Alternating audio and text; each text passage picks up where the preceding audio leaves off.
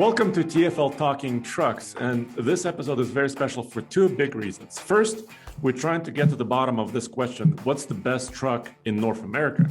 And the second reason is because I have a very special guest, my friend Stephen Elmer from Truck King. Hey folks, how's everybody doing? Hello again, I guess I should say. Yes, so Stephen, well, if you've been watching TFL Truck and TFL Off-Road for any length of time, you know that Stephen, we used to work together very closely, and you basically, helped us launch our TFL Off-Road channel. Yes, that was my baby. That was amazing. So, and now, I mean, you have your own gig, right? You're doing Truck King out of, well, basically you're in Ontario, right? Near Toronto, in a way? Yes, so we do all our testing, north of Toronto. And as you know, my dad, Howard Elmer, also an auto journalist, he's been running the Canadian Trucking Challenge and Truck King for a long time now. And so as sad as I was to leave you guys, I was happy to come home and now I just work with Dad and we test trucks just like I was before, right? If you saw my videos on TFL, well, then you know what trucking's all about too. Testing trucks the way trucks should be tested. Yeah, absolutely. And that's kind of like, what we do. We like actually getting our hands dirty, actually testing trucks, exactly. Off-road or towing or anything in between. But I haven't talked to you in a few months. So can you tell me a quick update, like what's going on, dude, and how's it going? And how's Big Green, by the way? Big Green's okay. I have had a couple issues with it lately, but first let me say, I'm not sure if you caught this. We had the Ram TRX and we took it out on our off-road trails and it was really snowy that day. And as you know, the Ram TRX is so heavy. So we were trying to get up this one hill and the TRX would not make it up the hill. Nothing I could do would get that truck up there.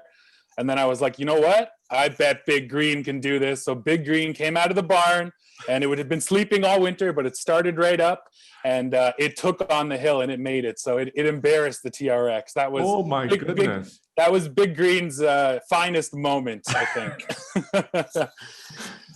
But now I just took it out of the barn about a week ago. Like I said, it was there all winter. And I think I just got a bad battery. Honestly, the post on the battery had actually backed out a little bit. So the battery post was loose. So I tightened that up. I thought that would fix the issue, but then the truck died on me again. I put a charger on it. It threw a fault code. So I think I just got a bad battery. But besides that, the truck's great, man. I love that truck. And I can't believe it hasn't broken yet. Honestly, the way I've been driving it off-road, I'm so impressed that like the axles are still good and the drive shaft's still good. I can't believe nothing snapped. Yeah, so basically, if you don't know, Big Green is a 1985 K10 Chevy truck. It's basically a two-door four-wheel drive older Chevy truck. And we originally had it as a project here in Colorado.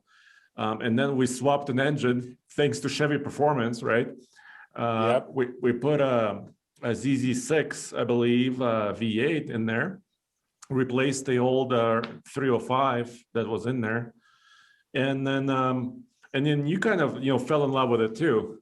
It's a great truck, man. And honestly, the beauty of it is it has a 4-inch lift and 35-inch tires. And like with those two modifications, it's an off-road animal. It doesn't even have lockers, but honestly, that hasn't slowed me down yet. Yeah. So it's good to know that, Big Green is in good hands. You have the truck and you're still, teaching a TRX a lesson or two. Yeah, I couldn't believe it. I mean, I said, obviously, you can't compare those trucks, and the TRX is way better in a lot of ways, but sometimes old and simple and lightweight, man, sometimes that's the way to go. Yeah, so I also want to ask you about your annual truck challenge, but I also want to kind of start the discussion on kind of one of the topics we have for this episode is, sure. You do a lot of testing, right? We do a lot of truck testing. So I kind of wanted to get your perspective on this, what's the best truck in North America?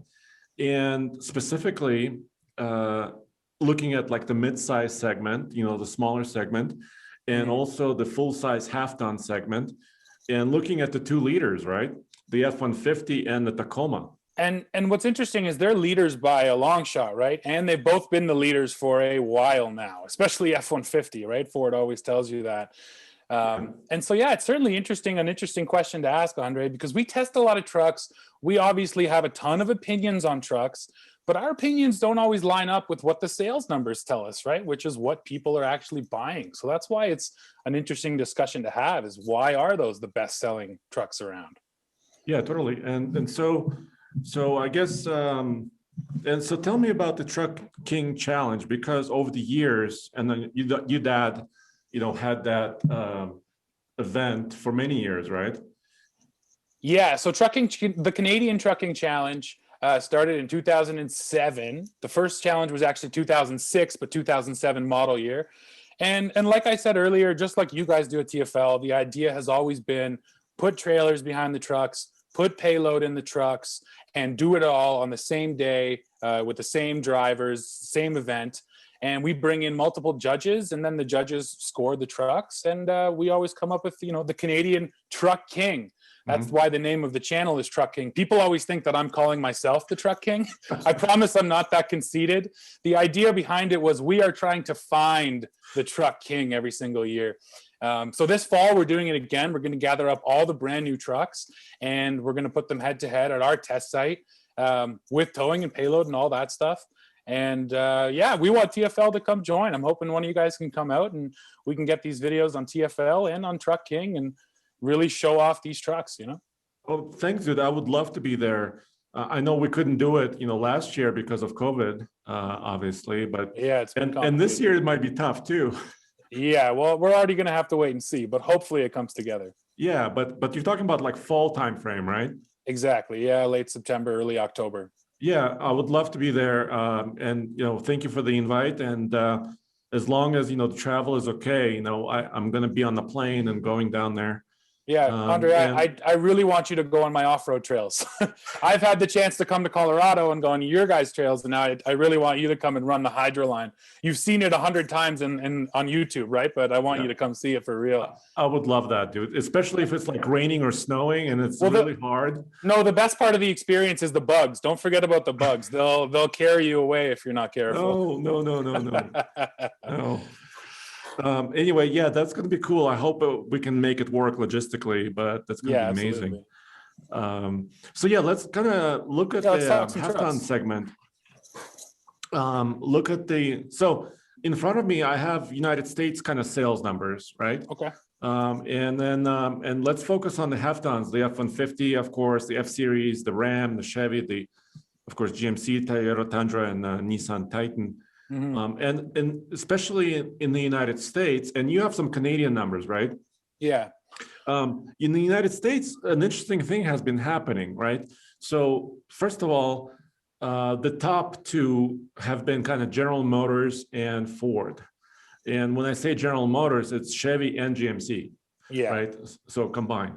And for a couple of months or quarters, GMC combined, if you look at them, GMC and Chevy combined, outsold Ford, by a few, hundreds of thousands of trucks, here and there. Yeah. The latest numbers, Ford is kind of back on top right now. As if I look at first quarter of 2021, in the first quarter, Ford F-Series sold about 203,000 trucks, and GM combined sold about 189,000. So they're within 15,000. Yeah. So it's kind of close. It used to be kind of a huge gap. True. But now it's much closer. Ram is close behind too, 148,000 approximately. And then of course you have the Toyota and the Nissan. They're not selling in great numbers, but actually in the first quarter, a lot of them grew, actually improved. Well, that seems to be truck sales in general, right? And I think the pandemic's playing a role in that, but that's a whole different topic. Yeah, but it's interesting how it's getting closer and closer than ever. Absolutely. And I mean, the question then becomes, is anyone going to catch Ford? And my gut feeling on the F-150, and I think this might be obvious, but Ford has never been scared to innovate. And I think that's what keeps them ahead. If you look at the aluminum body, that's one of the biggest things they've done in a while, I think. And that was a big deal. Not a lot of companies will take those risks. And I think Ford has always been willing to do that. Which is one of the reasons I think keeps them ahead. And then the other, I mean, I don't know, brand loyalty is obviously so huge in trucks, but how you build brand loyalty and how you break it is such a tough thing. But obviously that's happening. And the question is, are Ford people leaving to go to the other brands? Because if, you know, Ford is that gap is closing, that's sort of what that suggests, right? Yeah, and I think so. I would agree with you. First of all, you know, brand loyalty is huge, and most recently, you know, Ford once again is kind of pushing the envelope. And I think you recently tested the hybrid, right? Yeah. So I just got out of a Lariat Power Boost, and Okay. I struggled to find bad things to say about that truck, man. I got to tell you, it's impressive. My biggest knock against it was maybe it's too complicated. Maybe it's got too many features, which is like obviously kind of, you know, at that point you're searching for bad things to say. Yeah, and maybe my second complaint about the hybrid would be the price, right? Fair. Our truck was very expensive too, and it was just a Lariat. And here in Canada, it was like $86,000. It had like $20,000 worth of options on it. It was wild. So no doubt about that. It's expensive. But yeah, just, you know, the actual tech that's in play, and again, the just the clever features, right? Like the spotlights. To me, that's a big deal, that you can pull up at night and then put on those zone spotlights to a specific area. Like that right there saves you from, I don't know, finding a flashlight in your glove box or whatever. So it's those little things I think Ford is also really in tune with, and I think that those make like I said, they'll make a big difference. Yeah, and so a couple more observations about some of the top sellers, right? So Ford, GM, and Ram, they offer, you know, a mind-boggling array of like different trim levels, options. Absolutely. Powertrains, especially Ford. Ram probably has the fewest. Ram has the fewest engines probably in the half ton. Yeah. I think. I mean, GM is trying to simplify it. I think that's true. And GM just cut some engines too, because that was a little for confusing. 2022. I think they're kind of trying to simplify it a little bit. Gotcha. Ford still has like 6 options, I think, which is like the most. Yeah, there's like you said, so many combinations of engine, and the hybrid cab length and the hybrid is interesting, right? Because, and we've been talking about this at TFL Truck kind of internally too. Basically, the hybrid, you know, traditional truck buyers are still kind of gravitating towards a V8, right? They always say, you know, I love the sound, I love this and that, I love the torque. But the hybrid, especially the EcoBoost trucks and also the Power Boost, right? You got huge power, right? You got efficiency, and now you have like generator capability, right? Yeah. So that's hard to beat. The generator is brilliant. That was another idea that I looked at it and said, why has no one done this yet? Like someone should have been doing this a long time ago. Every single engine in every car out there is a generator. Why aren't we taking advantage, right? So again, kudos to Ford. And I think sometimes it's not necessarily about, you know, the best, I don't know, the strongest steel, let's say. Sometimes it's about the best idea, right? It's not about the real product you put out or the physicality of it. It's just about smart thinking. And I think Ford has that in spades. Yeah, and of course, I mean, GM. Let's talk about them for a little bit.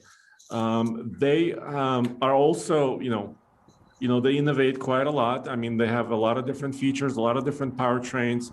They have a really good straight 6 diesel, right? The diesel, you got to go to the diesel right away. That diesel's very impressive. But the V8s, I mean, they've been around for a little while now. The 6.2 is good. The 5.3 is pretty good. If you feels a little old though, no?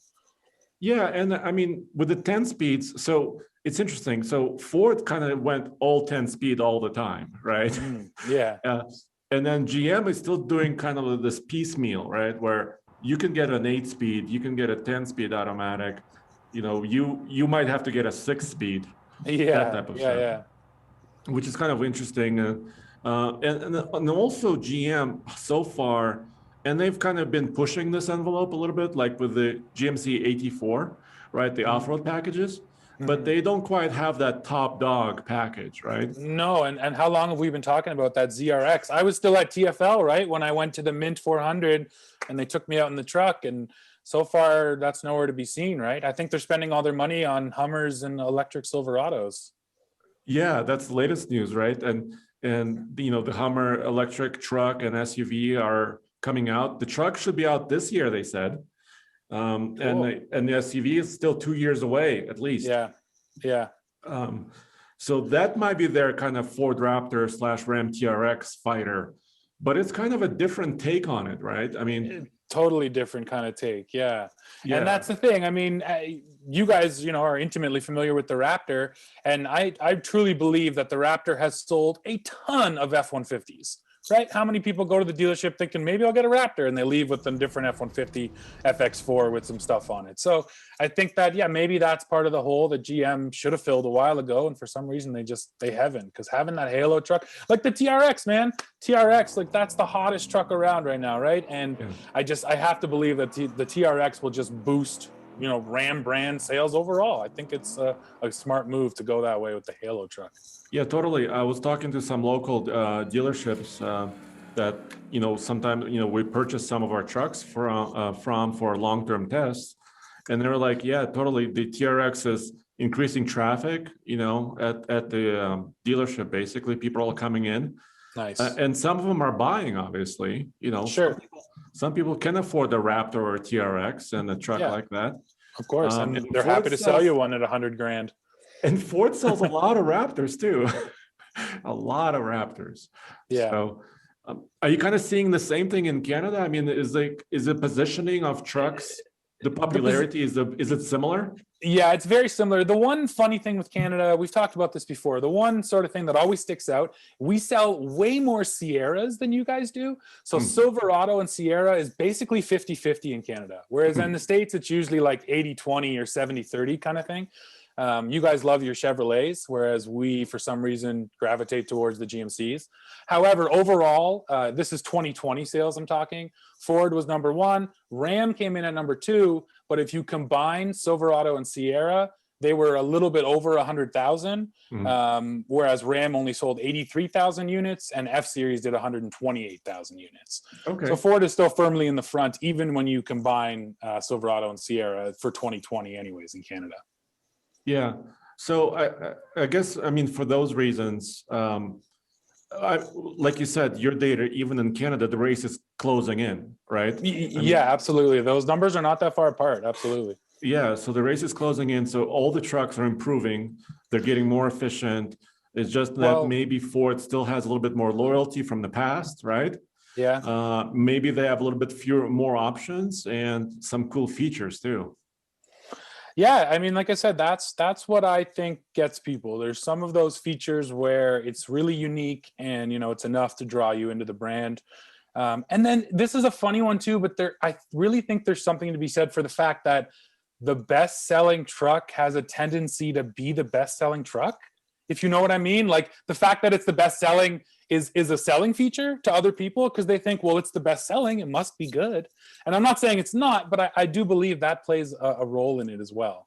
Yeah, totally. I would agree because it's like you're rolling this ball down the hill, right? Mm-hmm. It picks up momentum, right? And the more successful you become, the easier maybe to be more successful, right? Well, exactly. And the more years Ford gets to boast, right? 49, 50, 51, every year they get to do more and more years. It sounds more and more impressive. So yeah. Well, but we have to put a check on this, right? When they say, we're the best for 44 years or whatever it may be, we have to look at all the numbers, not just, F-150 versus Silverado 1500, right? You're right. If you combine the GMs, there's been some years where GM takes it, right? Yeah, so we have to it depends on how you slice this pie. Yeah, and people can argue about that for a long time. Yeah, but let's talk about, before we go to the mid-sizers, let's talk about the Tundra and the Titan. Well, yeah, I actually wanted to talk about the Titan because you probably know this. It's out of Canada. We have no more Titan in Canada. Oh, no. Yeah, they got rid of it entirely. In 2020, they sold 1,217 Titans in Canada. In a year. In a whole year, 1,200 Titans as compared to Ford's 128,000. So when you hear those numbers, like it's just, it's obvious, right? They had to pull it, and it's a shame, right? The Titan's a good truck, right? I have no hate for the Titan. I just think, I don't know. It didn't do anything special. I guess that was it. It didn't do anything that the other trucks couldn't do, and the other trucks have American badges on the hood, and I think that means a lot to people. Yeah, that's really interesting because they discontinued the diesel in the US. Mm-hmm. So they had the Titan XD diesel with a 5-liter.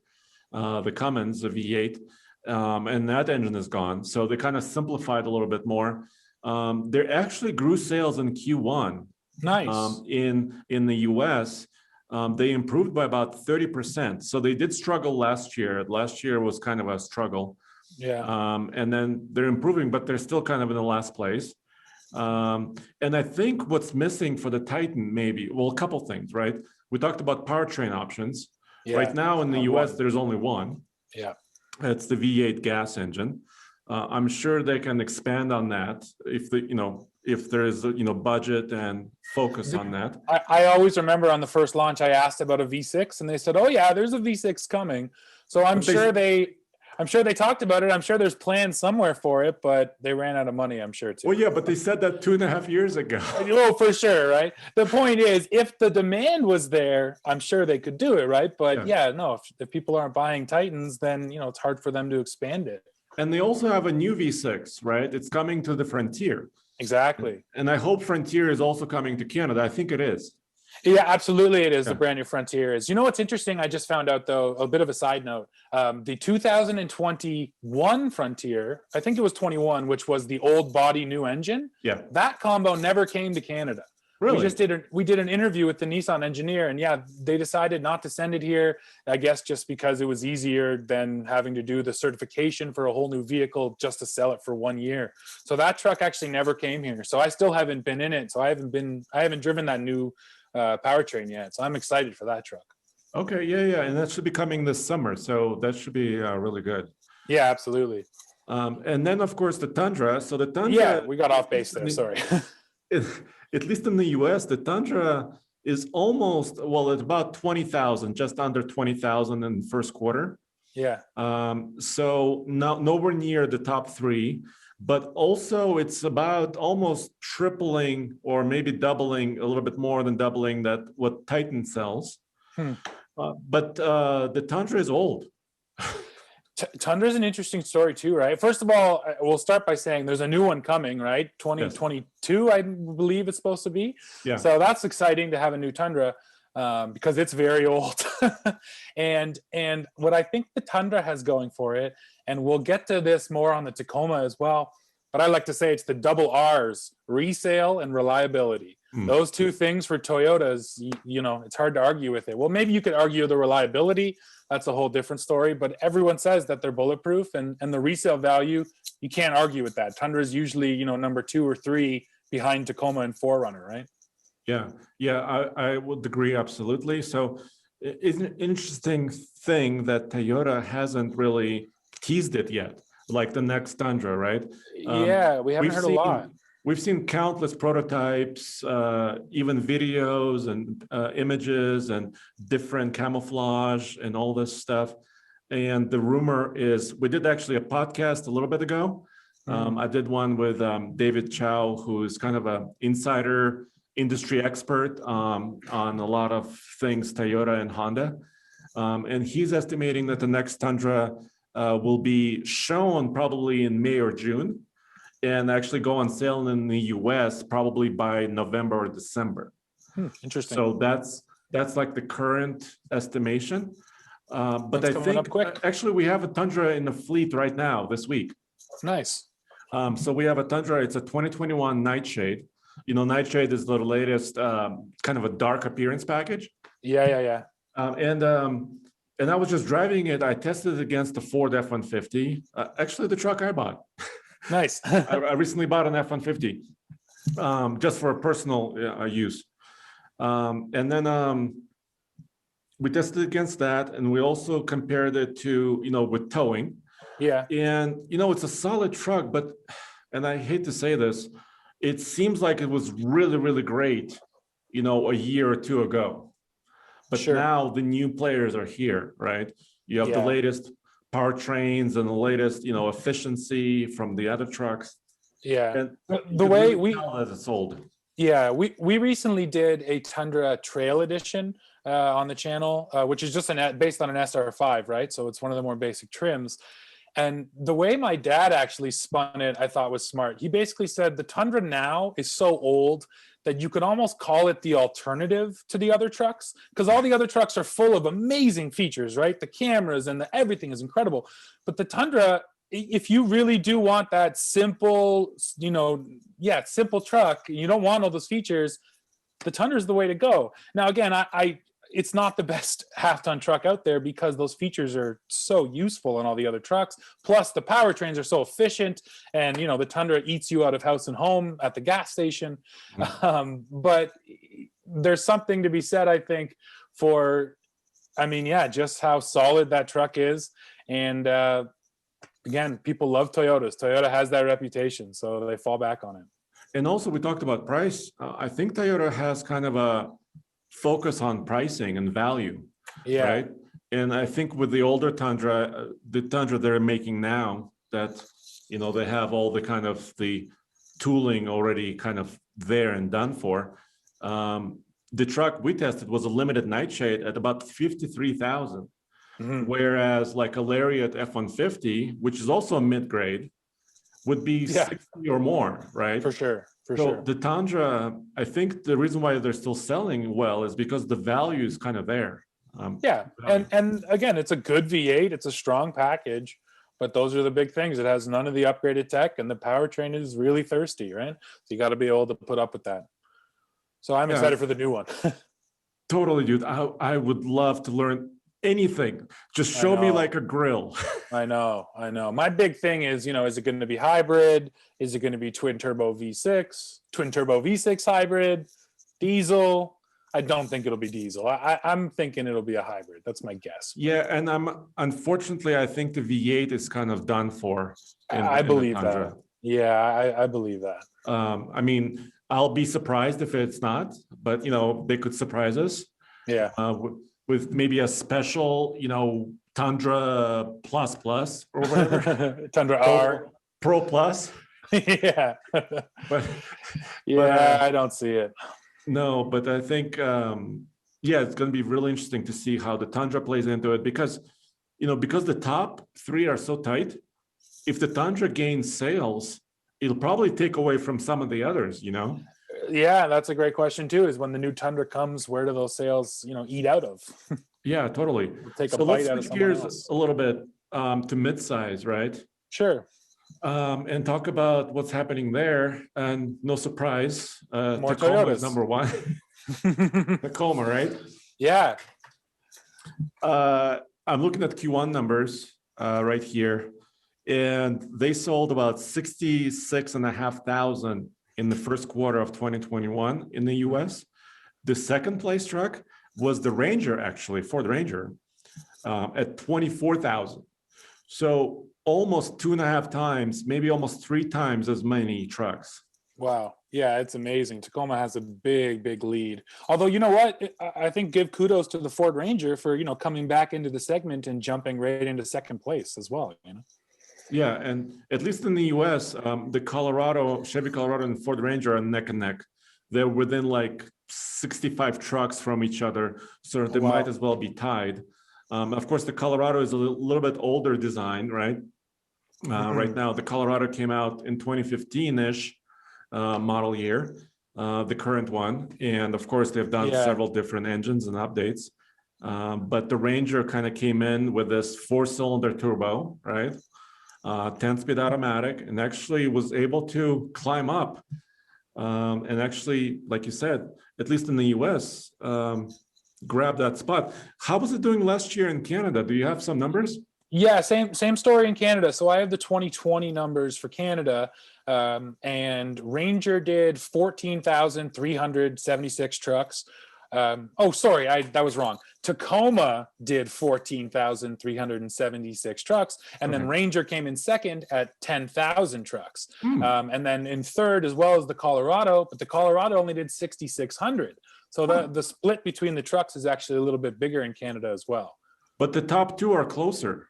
Yeah, the top two are also closer, 10,000 Rangers and 14,000 Tacomas. So yeah, not too far off. And obviously the Ranger benefited from just being the new truck on the block, right? It was new and there was probably pent up demand. So we'll have to wait and see if that, stays the same, but it was still good for them.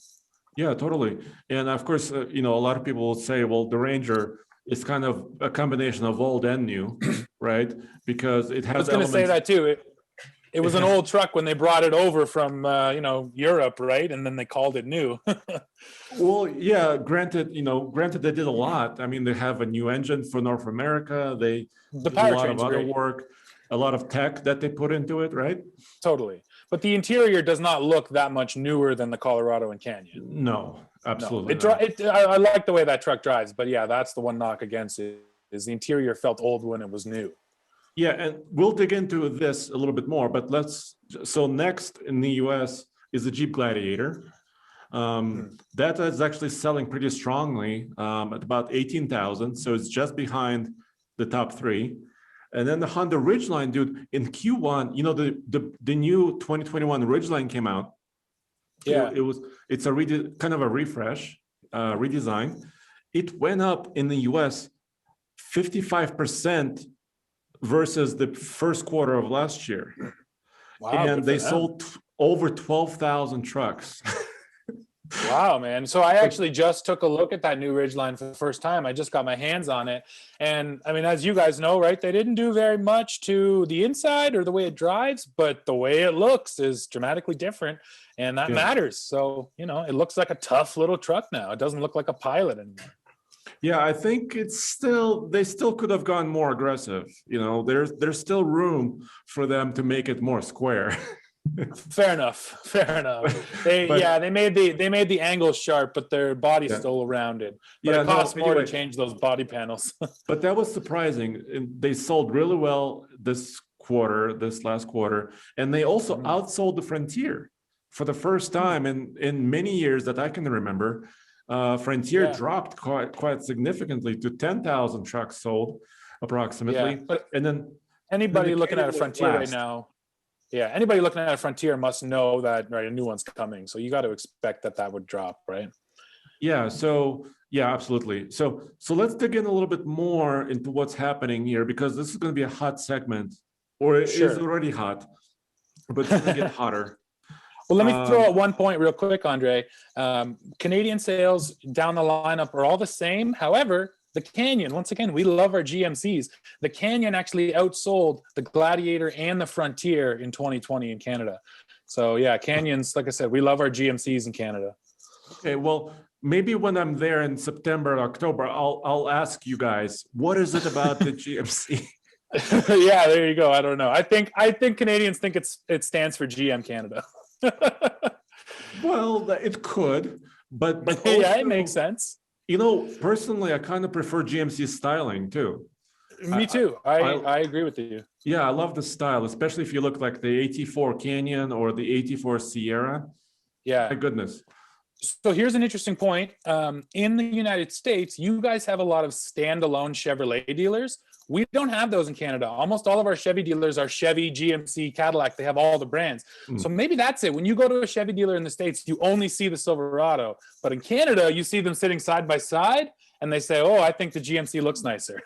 Yeah, that's an interesting point. I don't know. I think we have a mixture of both, kind of. You know, we have standalone Chevy stores, but also some combos. But yeah, that's a good point. That if given a choice on styling, maybe more people gravitate towards the GMC. Yeah. Plus Chevrolet, that's the classic American brand, right? Chevrolet, apple pie, and baseball, right? So I think you guys just tend to buy the Chevys more because of that too. Yeah. But so what's the best midsizer? So I have a small point of view here. Okay. I recently drove the Ranger Tremor, and I was super impressed. Nice. So I have one coming in 2 weeks. I can't wait. Oh, that's cool, dude. Yeah. I want to see. I mean, hopefully you can get it to Hydroline. I don't know if it's snowed in. That's the plan. Oh no, buddy, it's muddy and water by now.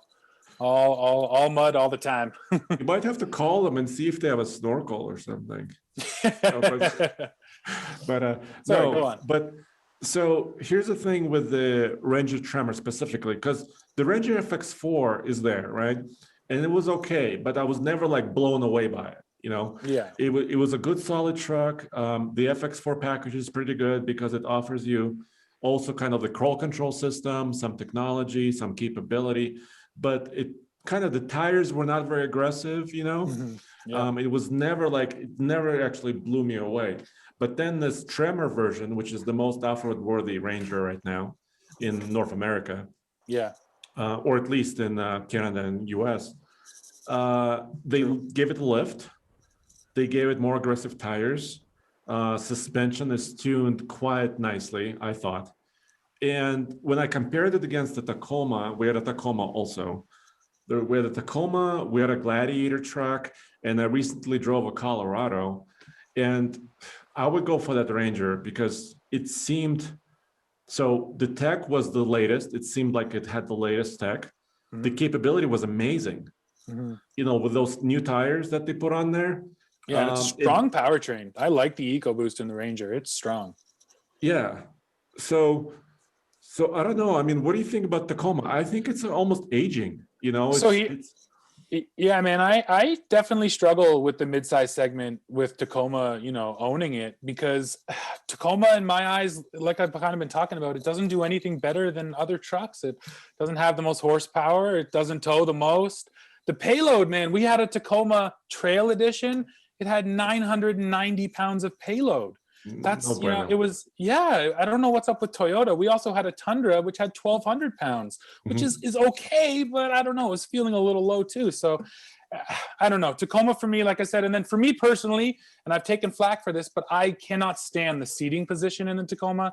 I still think, you know, your knees are a little too high up and you end up looking out the top of the windshield. And I don't know. I know I'm a big dude, so obviously if you're a shorter and smaller guy than me, it might not be a factor. So all of that plays into it. And then, you know, the back seat too, I got little babies now. So every truck I'm evaluating, the back seat really matters. And the back seat in the Tacoma is also one of the tighter ones. So I can't really get behind that truck. And then the powertrain, Andre, that 3.5 liter V6, it's not great, man. Even when they came out with it, it just never feels that strong. And you really have to wind it out. I guess now I sound like I'm really hating on the Tacoma. Well, so I'll try to flip it. Sorry, go on. No, but it's real testing, right? Absolutely. Every other V6 in the segment feels better, honestly. It just feels stronger off the line, doesn't have that mid-range dip that the Taco does. And I think it may be the pairing between the transmission and the engine too. Yeah. Well, so it's also the Otto Atkinson engine, right? That switches between the two different cycles. I think that might play a role too. Yeah. And so I don't know. I mean, if they plan to continue with this engine, which they might, right? Because this engine's been around for at least 3-4 years now, right? Yeah. And you know, and Toyota is very careful. You know, they don't like to redesign things very often, right? No. So I'm a little concerned. Maybe they can put a different transmission behind it. Yeah. You know, something else. Yeah. I don't know, man. I mean, on that point, let's give Toyota full credit for offering the manual and offering the manual with the TRD Pro. That's the way to go, right? Offer the manual with your coolest off-road truck. Total, you know, huge points to them. But I guess here's the point, man. We can talk about what the new engine should be, but does it matter? Because Tacoma is outselling everybody else. So if I'm Toyota, why do I really care, right? Because we have the best-selling truck. So at the end of the day, I guess the points I want to make about Tacoma are I think resale and reliability, man, and especially reliability. Everyone talks about Toyota reliability. I actually go back to that episode of Top Gear. You watch that one where they tried to kill the Toyota pickup? I think that episode alone created the myth, right? And then it just ran from there. And again, I'm not calling Toyota reliability a myth. I think there's a lot of real factual evidence to support the fact that Toyotas are more reliable. Yeah. However, we also can't pretend Toyotas are perfect, right? Tacoma's had rotting frames that they had to replace, like that happened. Yeah. But then the resale value, right? And the resale value on Tacoma is always number one. And that is, you know, just as a pragmatic person, if I'm going to spend my money today, I'd like it to be worth more down the road. So I do totally understand that too. But I think my heart struggles with it, Andre, because if I was buying a mid-sized truck, I couldn't go for a Tacoma. I couldn't live with myself, and I would be uncomfortable. So why would I? So I don't know. So my mid-size segment, well, I think you know what I think about the full-size segment. I decided to purchase an F-150, and Yeah. also to not just for personal use, but also to actually test the hybrid in a long-term way. Mhm. You know, actually Totally. live with it and make sure I understand it. That was my reasoning there, and I like technology. So in the Mhm. mid-size segment, I'm really hung up, I think, right now between the Gladiator and the Ranger. Yeah. So that's kind of where I'm at. If I spend my own money, which Yeah. truck I might get. But I think that Tremor truck kind of pushed me over a little bit because the Nice. Gladiator can be expensive. I mean, It can. if you're buying a Rubicon with all the options, it could be very expensive. Yeah, I mean, if I had to pick something, it's funny. I was thinking about this too, and this is it's trickier because the Frontier is coming, and I haven't been in a Ranger Tremor. That truck alone might sway me, but for now, as I sit today, I think I'd take a Gladiator.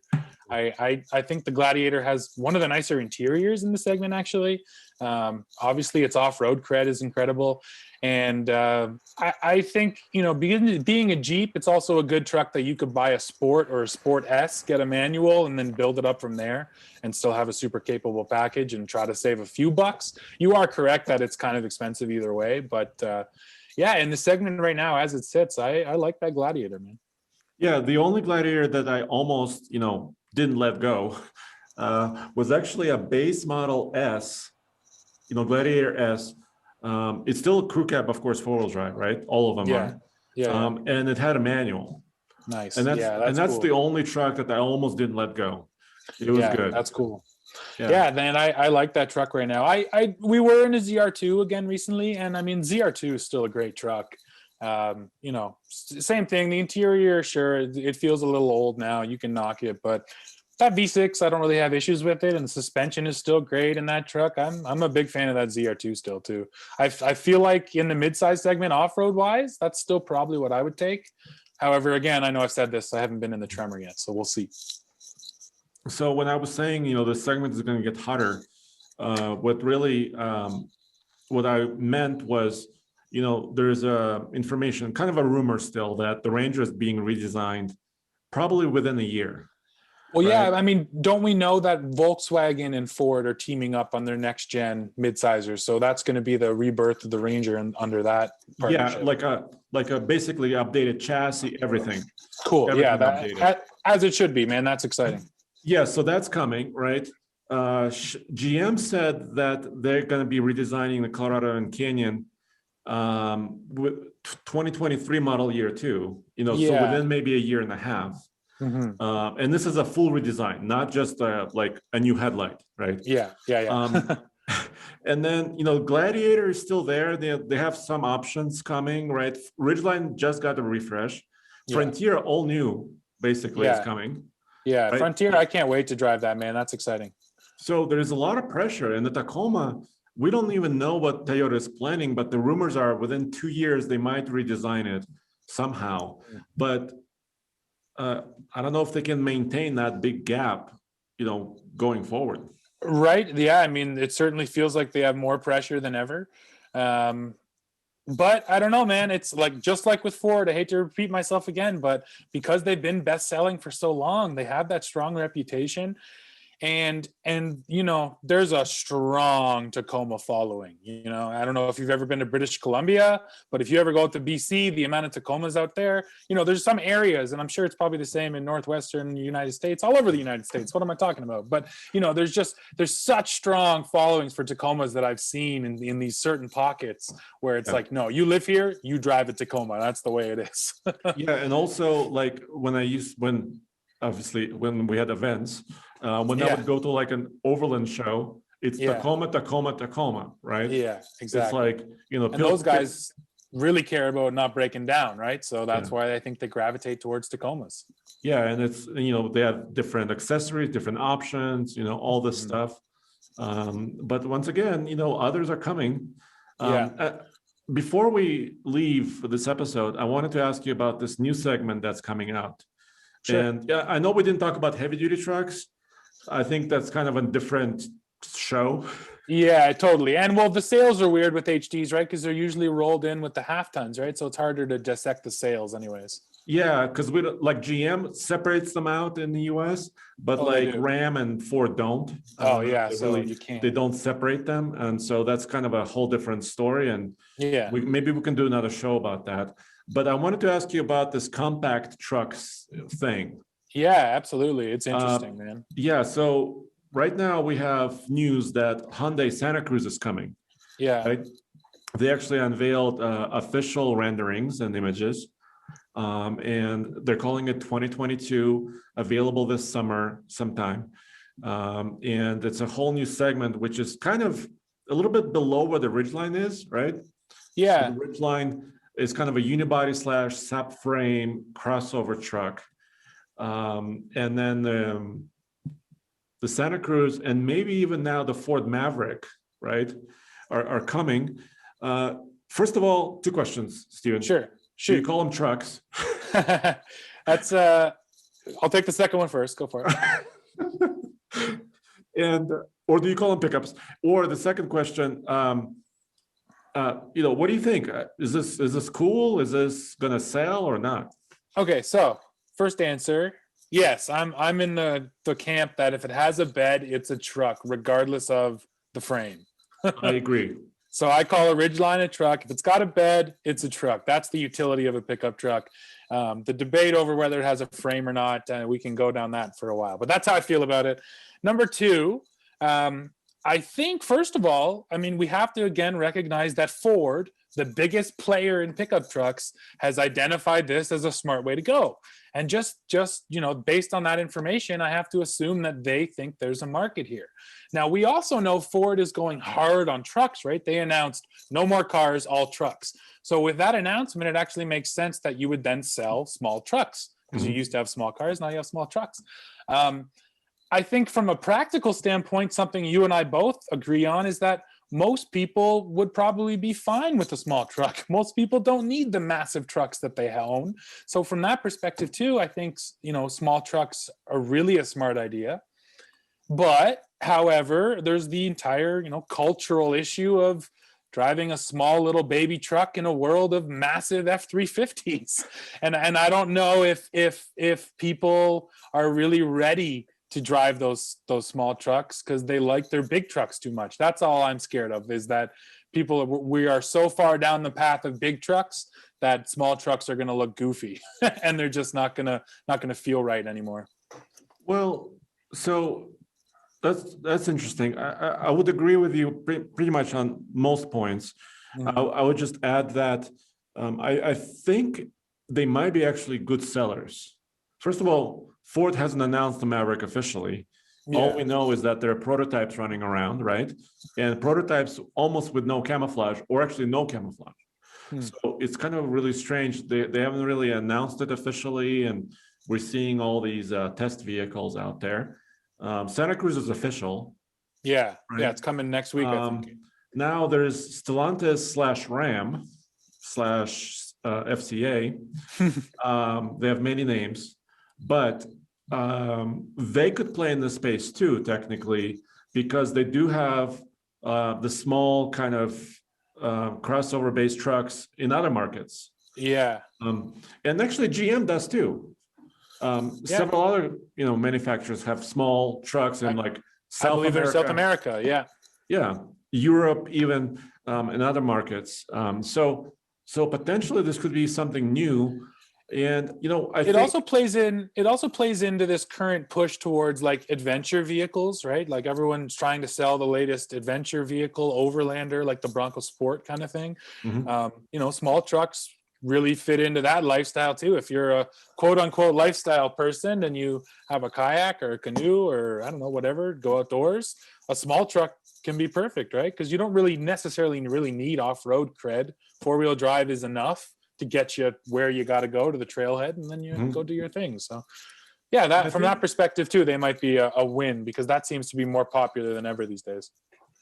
Yeah, and I think there are two other opportunities here, right? So trucks have been getting bigger, all of them, right? The half tons are bigger, the heavy duties are bigger, even some of the mid-sized trucks are getting bigger, right? So first of all, there's like a little physical space below it, right? Yeah, To where somebody who has a small garage or maybe lives in the city can't park a GMC 2500 in their space. totally. So that's that. And then also price and efficiency, right? Yeah. So trucks are getting more expensive. We talked about this, right? Even some mid-sized trucks like the Gladiator with all the options are getting expensive, and some others. F-150 is quite pricey. So there's opportunity there to actually offer something more cheaply, more affordably. Totally. And then there's people like, I was talking to my dad about this too. He's basically kind of retired, just recently retired. And he's like, I kind of want a pickup, but I don't want something giant. Totally. He just wants something to go to the Home Depot or the home improvement store, and just pick up a few things and do some, improvement projects. So yeah, and currently the perfect truck is the Ridgeline, right? That's most the Ridgeline owners. That's sort of what they say is, I don't need a monster truck. I just need something to haul some soil once a year, right? But even the Ridgeline is not much smaller than every other midsizer. So yeah, there's definitely a space to play underneath it. I think personally, the thing I'm most excited for and the thing I've been most frustrated by is the lift-in height of new trucks. Like, the bed on an F-150 is up in my chest. What can I get into that bed, right? They got the great step on the back. Again, kudos for that. But, it's ridiculous how tall trucks have become. And the other thing there is I think some of it is practicality and utility, but I think some of it's just styling. I think the manufacturers are making them bigger because they think we want them bigger. So I'm just excited because I really believe a smaller truck is more useful in a lot of ways. You can access that bed, really easily. yeah, it's going to be very interesting. And also looking at like possible powertrains, right? Because these companies, once again, have a lot of different small engines, maybe hybrids or whatever. Yeah. That are available to them. So that's going to be really, really interesting. And how they spin it, like the Hyundai is saying it's a sport adventure vehicle, right? Yeah, That's exactly what I was saying, right? Exactly. That's how that's what they called it. But I could say, hey, it's kind of like a small utility vehicle. Sure, absolutely. That's kind of where it's at. I guess they're just probably scared to call it a truck because they don't want us comparing it to an F-150 and being like, they're both trucks. So how much can they haul? Like, you got to realize they're totally different, right? But dude, in 2022, I want to see a Maverick versus Santa Cruz Truck King Challenge. Okay? Oh no, Ike Gauntlet, man. Ike Gauntlet. I want you to load them up and run them up the Ike.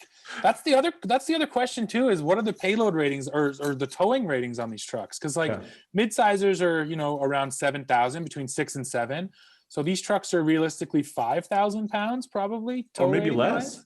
Maybe less. We gotta wait and see, right? That'll be interesting too.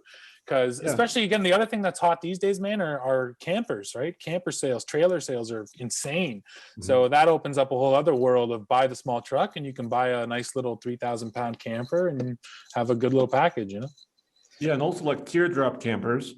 They weigh anywhere between 1,000 and 2,000 pounds, right? Yeah, so it's perfect. You could tow it with a Bronco Sport even, right? Yeah, that's not bad, man. Well, yeah, I'm excited, Andre. More trucks is always good for us, right? Yeah, heck yeah. So, Stephen, I really appreciate your time. I haven't talked to you in a while. I was happy to talk to you guys too, man. I had a chat with Roman today too. It was nice to catch up.